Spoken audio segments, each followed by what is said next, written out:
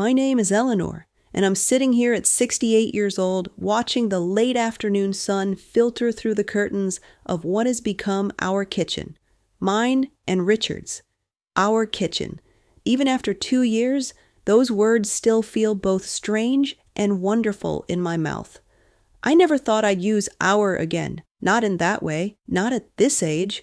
But let me start at the beginning, because this story doesn't begin with Richard. It begins with silence.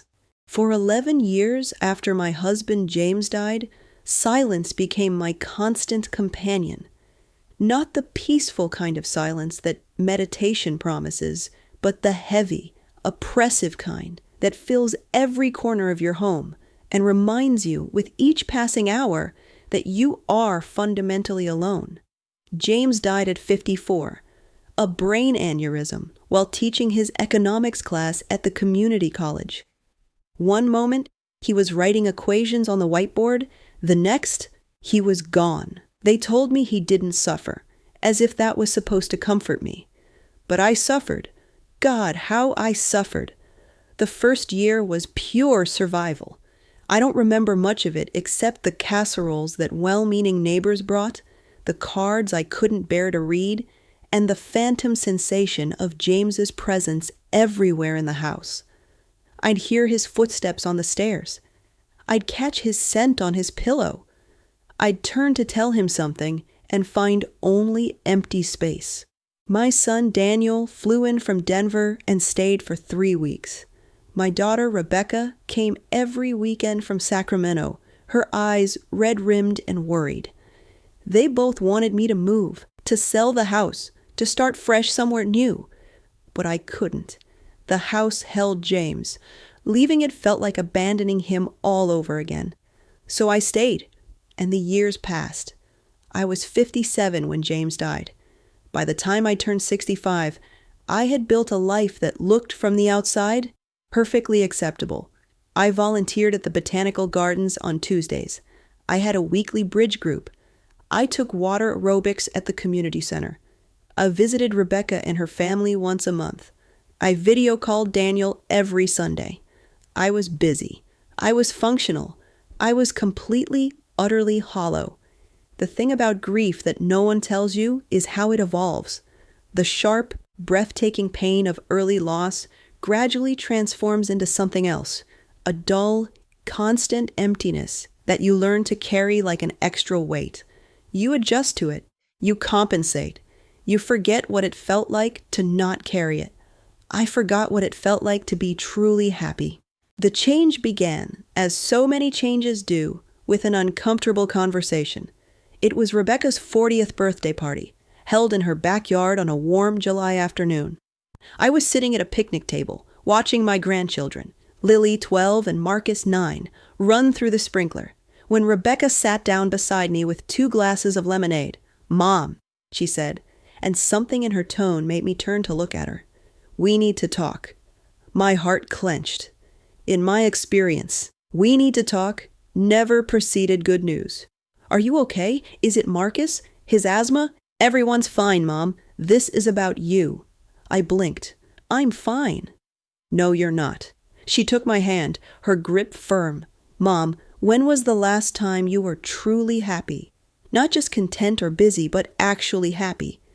I opened my mouth to protest, then closed it. I couldn't remember. "You've been existing for 11 years, Rebecca continued, her voice gentle but insistent. "You've been going through the motions, checking boxes, filling your days, but you're not living. Dad's been gone for over a decade, and you're still in mourning. I loved your father. I know you did. We all did. But Mom, loving Dad doesn't mean you have to stop living. He wouldn't want this for you." Tears pricked my eyes. "What am I supposed to do? I'm 65 years old, Rebecca. This is my life." "It doesn't have to be." She squeezed my hand. "What if you tried something new? What if you opened yourself up to the possibility that there might be more out there for you?" "Like what?" "Like companionship, maybe even romance." I actually laughed, a bitter sound. "Romance? At my age? Who would want?" "Stop." Rebecca's voice was sharp now. Don't you dare finish that sentence. You're beautiful, Mom. You're intelligent and kind and funny when you let yourself be. You're not too old for love. You're just too scared to try. Her words stayed with me long after the party ended, echoing in my head during the drive home, during my solitary dinner, during the long evening alone. Was she right? Was I scared? Yes, terrified. It took me 3 months to work up the courage to do anything about Rebecca's words. 3 months of thinking, of arguing with myself, of lying awake at night, imagining all the ways it could go wrong. Finally, on a gray October morning, I did something I never thought I'd do. I joined a dating site. The site was called Silver Connections, designed specifically for people over 50. The name alone made me cringe. Was I really silver now? But I forced myself to create a profile anyway. Writing about myself felt like the most excruciating form of self-exposure. What could I possibly say that would interest anyone? Retired art teacher seeking what? What was I seeking? I started over a dozen times. Finally, I wrote ... Recently widowed after a long, happy marriage. I teach watercolor classes at the community center and spend too much time in my garden. I'm not sure what I'm looking for. Maybe just someone to share a cup of coffee with and remember what conversation feels like. I promise I'm more interesting in person than I am in writing. For my photo, I used one Daniel had taken during his last visit. Me in my garden, holding a basket of tomatoes, actually smiling. I looked like myself. Gray-haired, wrinkled, 65 years old. No filters, no deception. I stared at the submit button for a full 10 minutes before clicking it. The responses started coming within a day, and they were educational. There was Harold, 70, whose profile consisted entirely of fishing photos, and whose first message was, "You look like you'd be good at cleaning fish."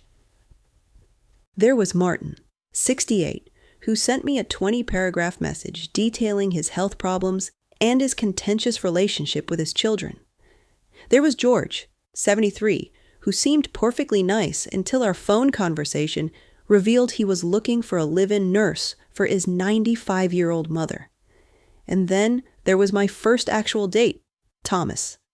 Thomas, 67, was a retired engineer with salt and pepper hair and a kind smile in his profile picture. We met at a coffee shop near the Botanical Gardens on a Wednesday afternoon. I arrived 20 minutes early, changed my outfit in the car, and seriously considered driving home. Only the thought of having to explain to Rebecca why I'd chickened out kept me there. Thomas arrived exactly on time. He was shorter than his photos suggested and had a nervous habit of adjusting his glasses. We shook hands, his palm was sweaty, and sat down with our coffee. The conversation was painful. We covered the usual topics: our children, our former careers, our hobbies.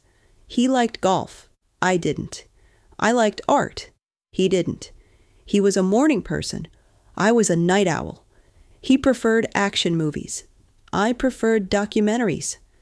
By the end of our coffee, I knew with absolute certainty that while Thomas was a perfectly nice person, there was no connection between us. None whatsoever. "Would you like to do this again?" he asked hopefully.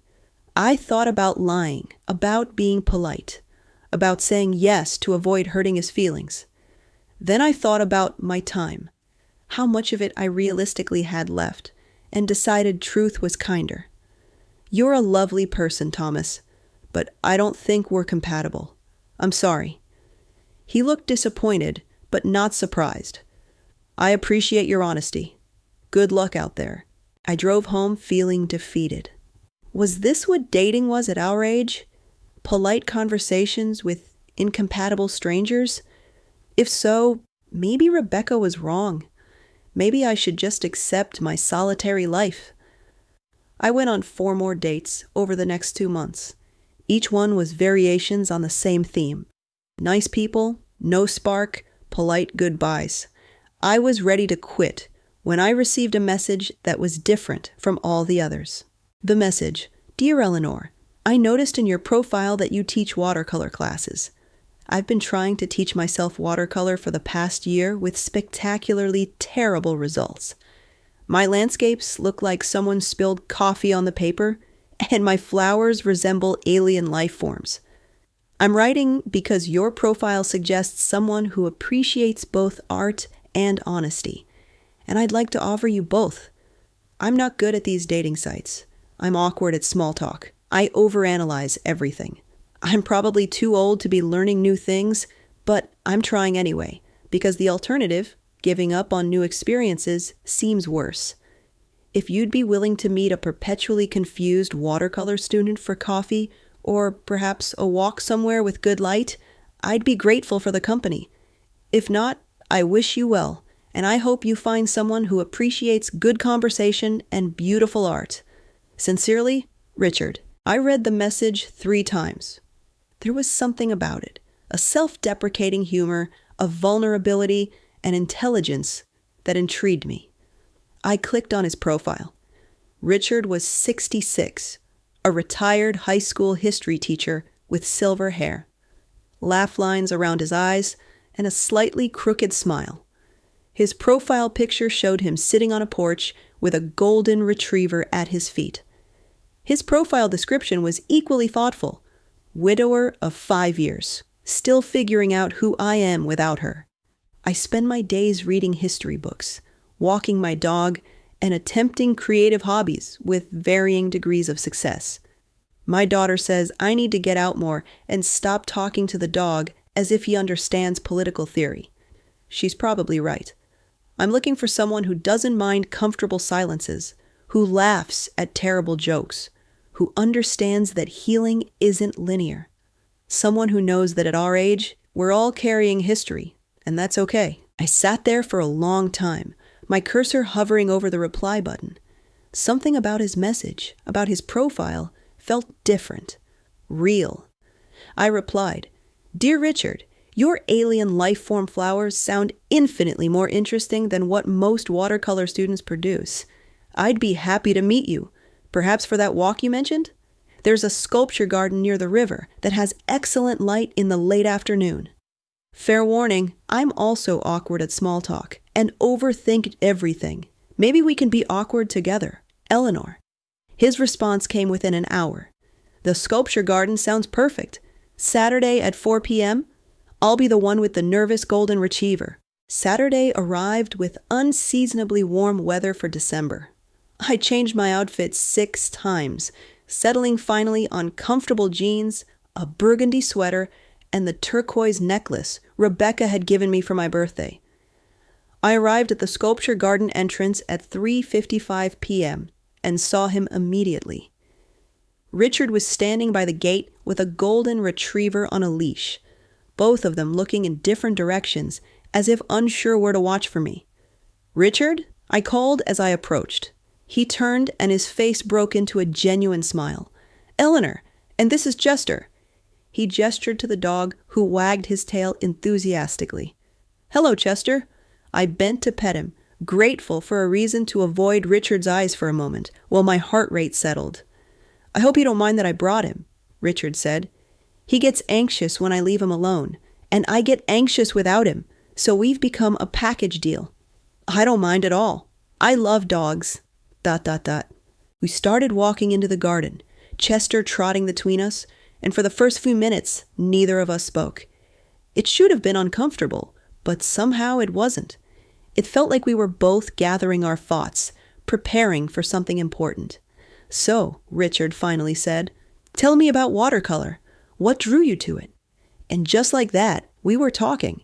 Not the stilted, getting-to-know-you interview questions of my previous dates, but real conversation. I told him about discovering watercolor in my 30s, about how it taught me patience and acceptance, how you have to work with the water, not against it. He told me about his attempts to learn it, about his frustration with not being able to control the medium.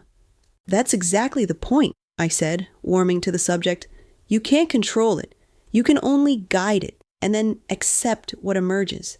It's a lesson in letting go. He looked at me thoughtfully. Is that why you're drawn to it? The letting go? I was quiet for a moment. Maybe. I've spent a lot of years trying to control things, trying to hold on. It didn't work. No, he said softly. It never does. We walked in silence again, but this time it felt companionable. We stopped at a bronze sculpture of two dancers, their bodies curved toward each other, but not quite touching. May I ask about your husband? Richard said. Only if you're comfortable. I took a breath. James. He died 11 years ago. Aneurysm. It was sudden. I'm sorry, that must have been devastating. It was. Still is sometimes. I turned to look at him. Your wife? Catherine. Ovarian cancer. 5 years ago. We had 2 years from diagnosis to the end. 2 years of hoping and fighting and slowly accepting the inevitable. I don't know which is worse, I said quietly. Sudden or gradual. I don't think there's a worse. They're just different types of terrible. He was quiet for a moment, then added, People kept telling me that at least I got to say goodbye, as if that made it hurt less. It didn't. I just got to watch her leave in slow motion.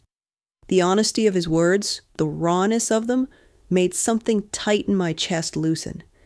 Here was someone who understood, who didn't try to minimize or fix or compare grief, who just acknowledged its weight. We walked for 2 hours, talking about everything and nothing. He told me about his 35 years teaching high school history, about the students who stayed in touch and the ones he wondered about his daughter, Caroline, who was a marine biologist in San Diego and called him every Tuesday night, about how after Catherine died, he'd spent 2 years barely functioning, going through the motions until Caroline staged an intervention. She told me I was disrespecting her mother's memory by giving up on life, he said. She said Mom would be furious if she could see me just existing, and she was right. Catherine was fierce about living fully. She would have hated what I'd become. I told him about Rebecca's similar intervention, about my own years of just existing. Why now? He asked. Why did you decide to try this now? I thought about it, because I realized I couldn't remember the last time I'd felt truly happy. And I thought, if I'm going to have 10 or 15 or 20 more years, do I want to spend them all alone? And the answer was no. But I'm terrified. Of what? Everything. Of being hurt again. Of my body. I'm 65, Richard. I'm not who I was. Of looking foolish. Of opening myself up and being rejected. I paused, surprised by the honesty spilling out of me, of betraying James somehow. He nodded slowly. I understand all of that. Every single fear. But can I tell you what terrifies me most? What? The possibility that I might actually connect with someone and then lose them again. Because at our age, Eleanor, loss is inevitable. We're not kids who think we're immortal. We know better. Every relationship we start now comes with an expiration date stamped on it. So why try? I asked, echoing my own question. He stopped walking and turned to face me fully. Chester sat at his feet, patient and calm. Because the alternative, living whatever time I have left without connection, without companionship, without the possibility of love, that seems worse than the inevitable pain. I'd rather have 5 years of genuine happiness than 20 years of safe loneliness. My breath caught. That's quite a philosophy for a first meeting. I know, I'm sorry. I tend to get too deep, too fast. Catherine used to say I needed to learn small talk, but I was never good at it. I'm not either, I admitted. And I appreciate the depth. It's refreshing. We resumed walking, and the conversation shifted to lighter topics. He told me terrible dad jokes. I told him about my disastrous attempts to use social media. We discovered we both loved historical fiction, terrible reality TV shows, and Thai food. We disagreed about morning versus evening. He was infuriatingly cheerful in the mornings. Cats versus dogs, and whether plot or character was more important in fiction. As the sun began to set, painting the sky in shades of orange and pink, Richard said, "I don't want this to end. Would you be interested in having dinner with me?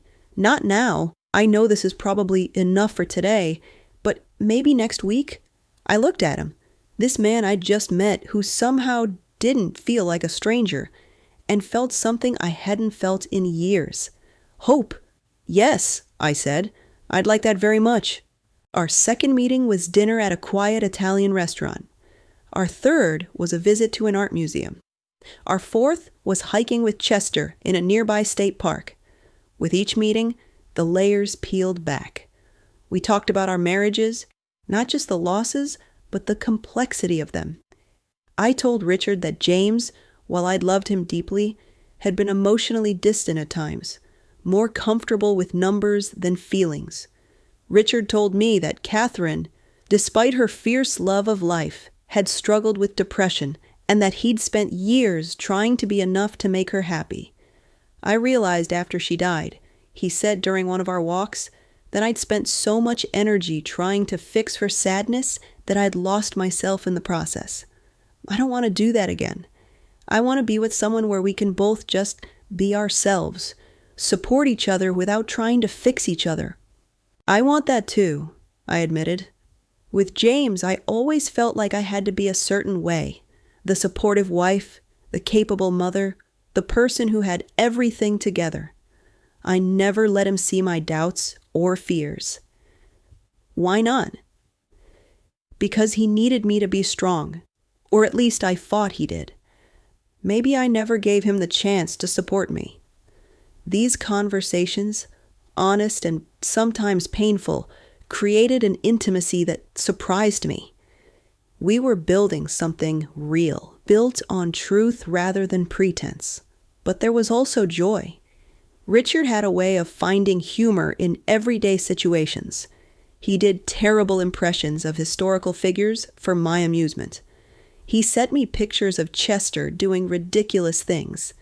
He left small gifts, a book he thought I'd like, flowers from his garden, a smooth stone he'd found on one of our walks. And slowly, carefully, we began to touch. First, his hand on my elbow as we crossed a street, then holding hands during our walks, then his arm around my shoulders during a movie. Each touch deliberate, respectful, asking permission. The first time he kissed me, we were standing in my driveway after dinner. It had been 3 months since our first meeting, and I'd invited him in for tea. "Eleanor," he said softly, his hand gentle on my cheek, "may I kiss you?" I nodded, not trusting my voice, and he kissed me gently, carefully, as if I might break. And I kissed him back, tasting possibility and hope and fear all mixed together.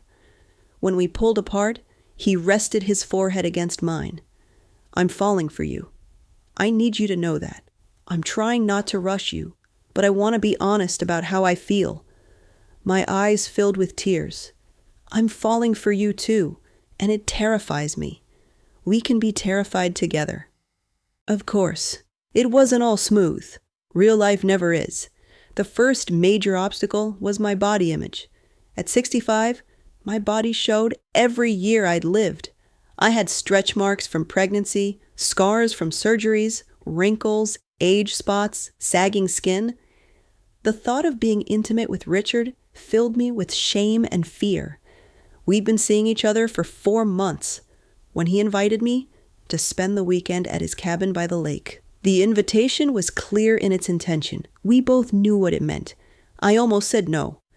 I spent an entire week spiraling, convinced that once he saw me, really saw me, he'd be repulsed. I confided in Rebecca, expecting sympathy. Instead, she laughed. "Mom, he's 66 years old. Do you think he looks like he did at 25? Do you think he doesn't have his own insecurities? But men age differently. That's societal nonsense, and you know it. Mom, if Richard is falling for you, he's falling for all of you, including your 65-year-old body that's lived a full, beautiful life." Still, when we arrived at the cabin, when dinner was done and we sat on the porch watching the sunset, I couldn't stop shaking. Richard took my hand. "You're nervous, terrified." He turned to look at me, his expression serious. "We don't have to do anything you're not ready for. We can just sleep or talk, or I can take the couch." "It's not that I don't want to," I interrupted. "It's just, I'm not young, Richard. I don't look like—" "Take all the time you need, but I hope you'll give Richard a chance. He's a good man, and he makes me happy in a way I thought I'd never feel again." We arranged a family dinner. Richard, me, Rebecca and her family, and Daniel, who flew in from Denver.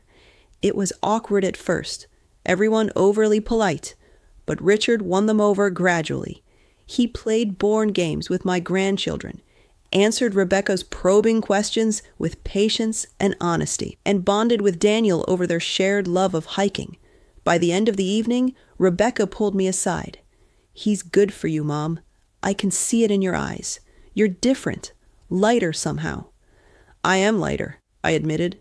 I didn't realize how heavy I'd been carrying grief until I started to set it down. The turning point came 9 months into our relationship. Richard had been having occasional chest pains that he'd dismissed as heartburn. Then, during one of our walks, he collapsed. The ambulance ride to the hospital was the longest journey of my life. I sat beside him, holding his hand, watching his face contorted in pain, thinking, not again, please, not again. At the hospital, they determined he'd had a mild heart attack. They did an emergency angioplasty and informed us that his heart had significant damage. He'd need medication, lifestyle changes, careful monitoring. When I was finally allowed to see him in recovery, I broke down. All my fears came rushing back. I'd known intellectually that at our age, health crises were inevitable. But knowing and experiencing are two different things.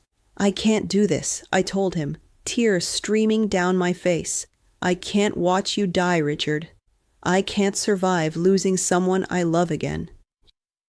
He was groggy from medication, but his eyes were clear. "Then we'll make sure I don't die. Eleanor, I'm not going anywhere if I can help it. But you're right, we need to be realistic. At our age, health problems are going to happen. To me, to you, eventually to both of us. So we have a choice. We can end this now to avoid future pain, or we can face whatever comes together." "I'm so scared." "I know, so am I, but I'd rather be scared with you than alone." Caroline arrived from San Diego the next day. She and I spent hours in the waiting room while Richard slept, talking about fear and love, and the courage it takes to be vulnerable at our age. "He loves you more than I've seen him love anyone since Mom," she told me. "You've given him his life back. Please don't leave him now." "I don't want to leave him," I admitted. "I'm just terrified of losing him." "You will lose him eventually," Caroline said gently.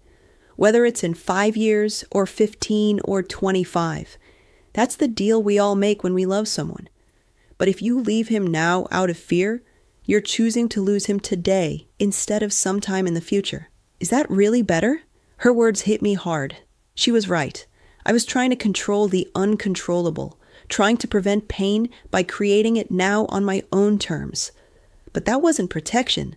That was just self-sabotage. When Richard came home from the hospital, I was there. I helped him follow his new dietary restrictions, reminded him to take his medications, walked with him at the slower pace his heart now required, and he let me help without resentment, understanding that I needed to do something, needed to feel useful in the face of helplessness. "Thank you for staying," he said one evening as we sat on his porch. "Thank you for letting me." After Richard's heart attack, something shifted between us. We'd seen the fragility up close, and instead of scaring us apart, it brought us closer. We became more intentional about our time together, less willing to waste moments on petty disagreements or hesitation. 6 months after his heart attack, on a quiet evening in his living room, Richard turned off the TV and took my hands. "I've been thinking," he said, "about what we want this to look like. This relationship, our future, however much of it we have. What have you been thinking?" that I'm tired of splitting time between our houses, that I don't want to waste nights apart, that I want to wake up next to you every morning. He paused. Eleanor, I know it might seem fast or crazy at our age, but I want to marry you. Not because I think we need a piece of paper, but because I want to declare to anyone who'll listen that you're the person I choose. Every day, I choose you. My heart raced. Richard, I'm 66 years old. I've been married before. Marriage is complicated, and I know it's complicated. I know all the practical concerns. Finances, estates, our children's inheritances, healthcare decisions. We can work through all of that. But the question I'm asking is simpler. Do you want to spend whatever time we have left building a life together? Officially, permanently, publicly? I thought about James, about the marriage we'd had. I'd loved him, but I'd also been young and naive when we'd married, full of assumptions about forever. This was different. Richard and I knew exactly what we were getting into. We knew that forever might mean 5 years, or 10, or if we were very lucky, 20. We knew that health crises were coming, that bodies would fail, that loss was inevitable. And yet, yes, I said, yes, I want that. I want all of it. The good days and the hard ones, the adventures and the ordinary moments, whatever time we get. Yes. He pulled out a simple sapphire ring. Catherine's favorite stone was emerald. I wanted this to be ours, and slid it onto my finger. We married 3 months later in a small ceremony in the botanical gardens where I volunteered. Daniel walked me down the aisle. Caroline stood as Richard's best person. Rebecca and her family were there, along with a handful of close friends. I wore a cream-colored dress, not white, not at our age, but something elegant and appropriate. Richard wore a navy suit that Caroline had helped him pick out. Chester, wearing a bow tie, sat in the front row. Instead of traditional vows, we each spoke from the heart. Richard went first. Eleanor, you taught me that it's possible to love again after loss. You showed me that our hearts don't retire, that courage doesn't have an age limit, that it's never too late to choose happiness. I promise to be honest with you, to be vulnerable with you, to face whatever comes with you. I promise to appreciate every ordinary moment we share, because I know now how precious they are. I choose you today and every day after. My turn, Richard. You gave me back my life. You reminded me that I'm still here, still alive, still capable of joy and hope and love. I promise to be brave with you, to not let fear keep us from truly living. I promise to value our time together, however much we have. I promise to love you with eyes wide open, knowing the risks and choosing you anyway. Today and always, I choose you. There wasn't a dry eye in the garden, including ours. We've been married for 2 years now, and life at 68 looks nothing like I imagined when I was younger. We live in Richard's house, which has better light for painting. My house we've converted to a rental property, the income supplementing our retirement. Our days have a gentle rhythm. We wake early. I've learned to appreciate mornings with Richard, though I still need extra coffee. We have breakfast together, reading the paper, trading sections. Some mornings we walk Chester. Others we simply sit in comfortable silence. I still teach watercolor classes twice a week at the community center. Richard has become my assistant, helping students who get frustrated, offering encouragement. He's improved dramatically himself. His latest landscape of the lake doesn't look like spilled coffee at all. We have standing dinner dates with Rebecca's family every other Sunday. Daniel visits twice a year, and we started visiting him in Denver annually. Caroline has become one of my closest friends. She calls me every week, and we've developed our own relationship independent of Richard. We've traveled, carefully, accounting for Richard's heart condition and my arthritis. We spent 2 weeks in Italy last spring, moving slowly through art museums and small towns. Savoring wine and pasta and each other's company, we're planning a trip to England next year. We've also faced challenges. Richard had another health scare last winter, pneumonia, that frightened us both. I developed cataracts and needed surgery. We're both showing the inevitable signs of aging, moving more slowly, tiring more easily, needing more help than we like to admit. But we face it together. We've had to have the difficult conversations about what we want if one of us develops dementia, about end-of-life wishes, about how to handle medical crises. We've updated our wills to include each other while protecting our children's inheritances. We have healthcare proxies and advance directives. It's not romantic, but it's necessary, and it's an act of love. We've also learned to fight fairly. At our age, we don't have time for grudges or silent treatments.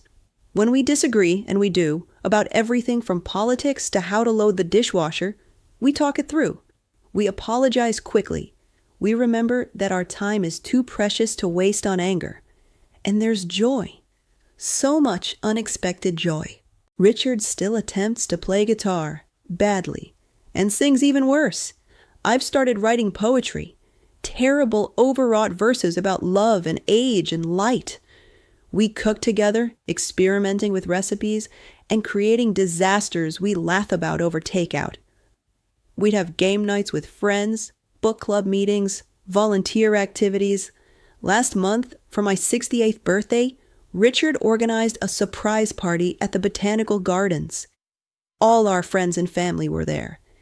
At one point, I stood on the edge of the celebration, watching Richard tell a story to my grandchildren, making them laugh, and I felt overcome with gratitude. Rebecca came to stand beside me. "You look happy, Mom." "I am. I really, truly am. Dad would be happy for you, you know. He'd like Richard." I turned to her, surprised. "You think so?" "I know so. Dad loved you. He'd want you to have this. Love, companionship, joy. He'd probably give Richard a hard time about his terrible singing, but he'd approve." We both laughed through our tears. So here I am, at 68, married to a man I didn't know existed 4 years ago, living a life I couldn't have imagined when I was drowning in grief at 57. People ask me sometimes, other widows, other people my age who are alone, what it's like finding love after 60. They ask with a mixture of hope and skepticism, as if I've performed some kind of magic trick. And I tell them the truth.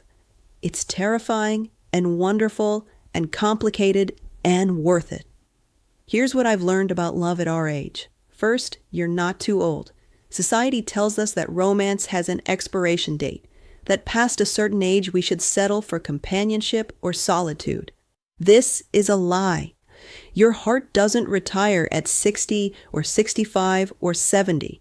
Your capacity for connection, for passion, for deep love doesn't expire.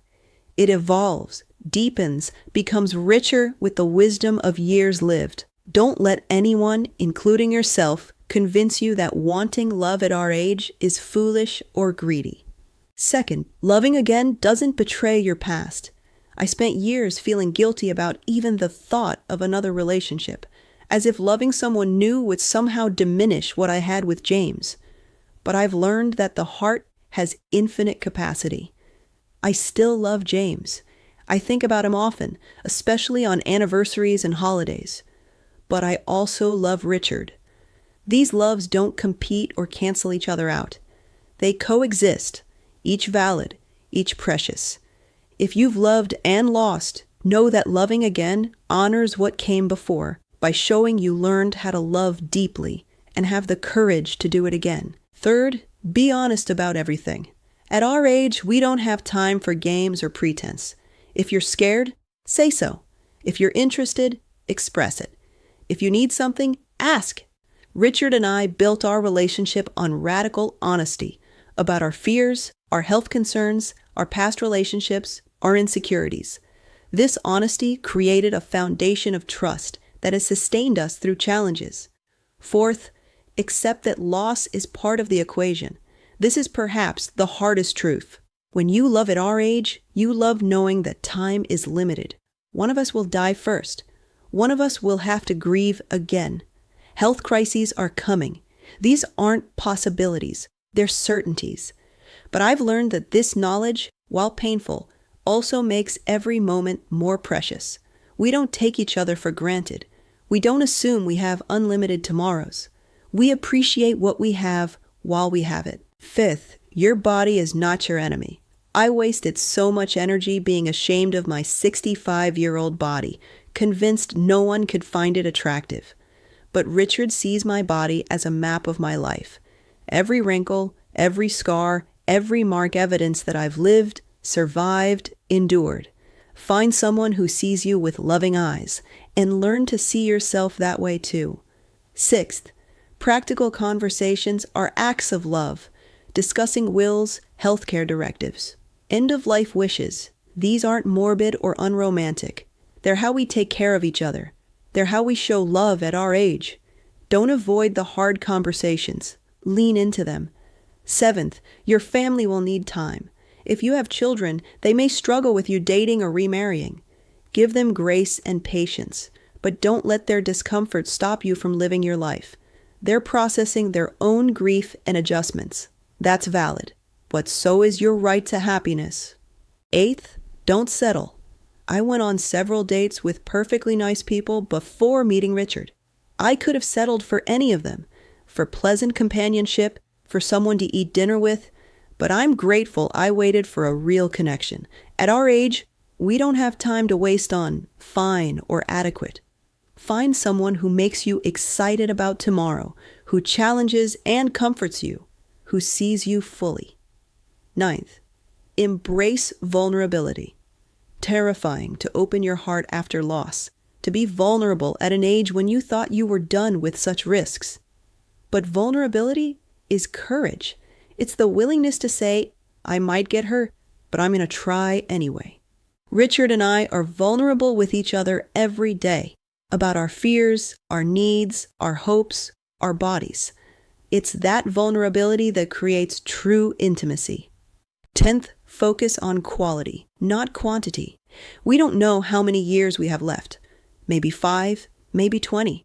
But we've chosen to focus on making those years count, filling them with love, adventure, beauty, connection, joy. We don't waste time on petty arguments or holding grudges. We say, I love you often. We take trips we might not have time for later. We live intentionally. Finally, it's worth it. All of it. The fear, the vulnerability, the risk, the inevitable pain that will come. It's worth it.